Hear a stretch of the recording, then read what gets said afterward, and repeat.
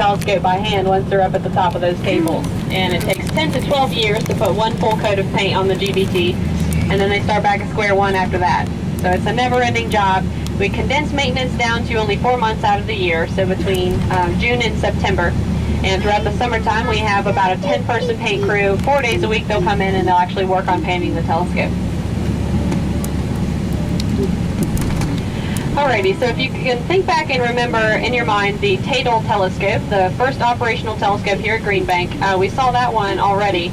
We'll have two others that are actually identical to that one. So coming up on our left right now, we have the 85-3, and further down the field beyond it is the 85-2. It's going to be off in the distance. Our road doesn't go up next to the 85-2, but that's okay if you can't see it closely because it's exactly like the 85-3, which is also exactly like the Tadel telescope. Now the reason why we built three identical telescopes and set them up in a straight line was to create an interferometer. And basically an interferometer is just multiple telescopes working together to act like one bigger telescope. And they were operated together out of the small brick building that's on our left right now. This was the first interferometer that was built in the history of radio astronomy, and it was actually the prototype for interferometry. That's because during the 1960s, when astronomers were thinking up this idea, they thought, well, if we could get multiple telescopes to observe the same thing at the same time, they could put their data together and create a higher resolution data set because each telescope was observing from a slightly different position. It sounded really good in theory, they just needed to know whether it would actually hold up in practice. Turns out it did hold up in practice. It was a very successful project, and the Green Bank interferometer here was involved in lots of different projects. You can read about some of those projects on our timeline that's in the Science Center hallway. But one of the most notable discoveries of the Green Bank interferometer is that there is, at the center of our Milky Way galaxy, a supermassive black hole called Sagittarius A, which previously we did not even know existed until we ran the Green Bank interferometer. So after this was successful, the green light was given for the VLA to be built out in Socorro, New Mexico, and that stands for Very Large Array. That is a good name for that facility out there because instead of 3 telescopes like we have in our little interferometer, they have 29 telescopes that will stretch out for miles in the desert out there. So very cool state-of-the-art facility as well. Alright, on the left we have one more brick building. It's out at the end of the road, and there's an empty field between us and the building. Now that building was the operating building for the 300-foot telescope, which actually used to be here, but it's no longer with us. It used to stand in that empty field between us and the brick building. The 300-foot telescope actually collapsed in 1988, so we do not have it anymore. Now that was the only telescope that has fallen down in the history of our site. There were several public opinions around that time that maybe telescopes aren't such a safe research tool if they're just going to go falling down on people. Well, the caveat to that line of reasoning is that the 300-foot telescope was only supposed to have a 5-year lifespan. We ran it for 26 years, so it was way past its expiration date, and by all rights, it should have fallen down long before it did. When it collapsed, it did fall right on top of our operating building, and our operator was inside when that happened. Now, he was okay. He did take about 10 years off, but he's back with us now. We like to exaggerate that story, but actually he claims that he had no idea the telescope had even fallen down until he walked outside that evening to go home and realized the telescope was flying on top of the building. So thankfully not the catastrophe that it could have been. Although that's one of the reasons why telescopes are now remotely operated. Since it wasn't a catastrophe, even though it could have been, thankfully it didn't turn out to be a bad situation, but we didn't want to risk that happening again. That collapse was during 1988, and it was 2 years later, during 1990, that we got a phone call from West Virginia Senator Robert C. Byrd, and he said, "I heard about your telescope that fell down. That's too bad. Would you like a new one?" We said, "Yes, please." So he went to work securing the money to begin building the GBT. Construction began on the GBT in 1990, and it took 10 years to construct. It was completed on August 25th, 2000. That was the day it was dedicated. And we've been running the GBT ever since. Now the price tag for the GBT came up to between $95 and $100 million.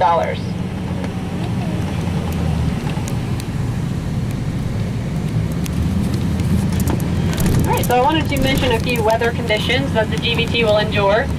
So often I'm asked the question about weather, So whether rain or shine will affect if the GBT can observe or not. Well, rain or shine does not really make a lot of difference. Since we're dealing with radio waves, it doesn't really matter whether the skies are that clear or not, as long as we're not dealing with our faintest frequencies. Now, some of those really faint frequencies can't make it through atmospheric moisture, so even on a humid day, we would not be able to pick those up. So as far as that's concerned, in the summertime, it really does not matter whether it's rainy or whether it's shiny, because we will not be able to get those faint signals anyhow. There are some stronger signals, though, that we can observe plenty of in the summertime. Now, in the wintertime, when the skies are nice and clear and there's not a lot of moisture in the atmosphere, that's when we'll do that observing for those really faint signals. Now, besides that, in the wintertime, we will get a bunch of snow accumulation from time to time, so we just have to dump it out of the dish occasionally. We tilt the dish forward, and the front tip comes down to only 12 feet off of the ground. That snow slides right out. We just have to be careful to point it away from the warehouse so we don't bury our warehouse until spring. It gets struck by lightning about 5 to 7 times every year, which doesn't hurt the telescope, but it does scramble the data, although we're not going to argue with nature. If the wind is blowing harder than 35 miles per hour, we park the dish horizontal to the ground so it's not like a giant sail up in the air. But other than that, it runs rain or shine, day or night. Alright, so we're back up at the 140-foot telescope here. Today the 140-foot is actually being rented by a group of Russian astronomers. And those astronomers are using this as a downlink station. They have a satellite called Spectre R that's orbiting Earth currently, and that satellite has a radio telescope attached to it. So they're doing the same thing that we're doing, but they're doing it from outer space, which means they get very clear astronomy data. They're not dealing with a lot of the RFI, the interference that we deal with here on Earth.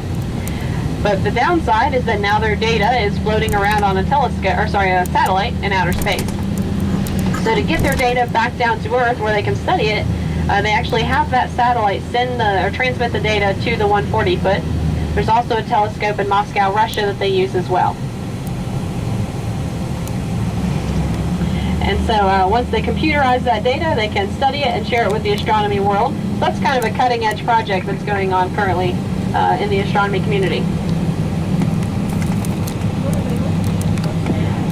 Well, their interest is everything that our interest is, just discovering what's in outer space. Alright, so on the way back, I said I'd mention a few sources of local interference.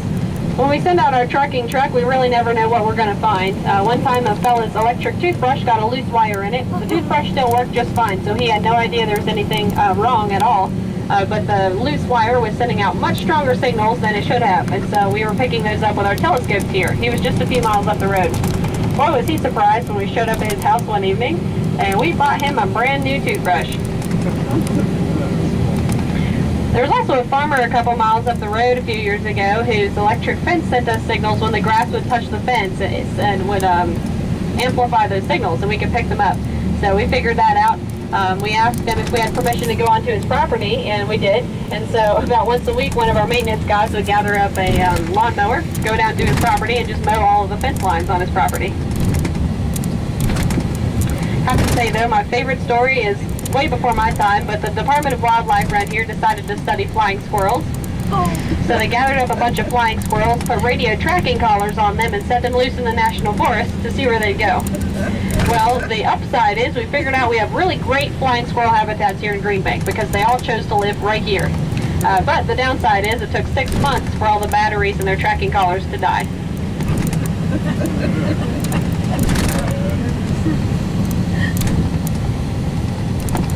The cemetery that's off to our left is where we buried the people who didn't turn off their cell phones. Just kidding. That's the Arborville Community Cemetery. Actually, that cemetery is not on observatory property. It's just bordering our property. For locals like myself whose families have been around since the Irish migration, it's actually a place where we have several generations of friends and family buried. And the cemetery itself is older than the observatory is.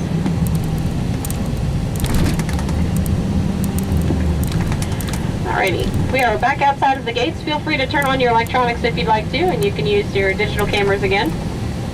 Thank you for having those powered off.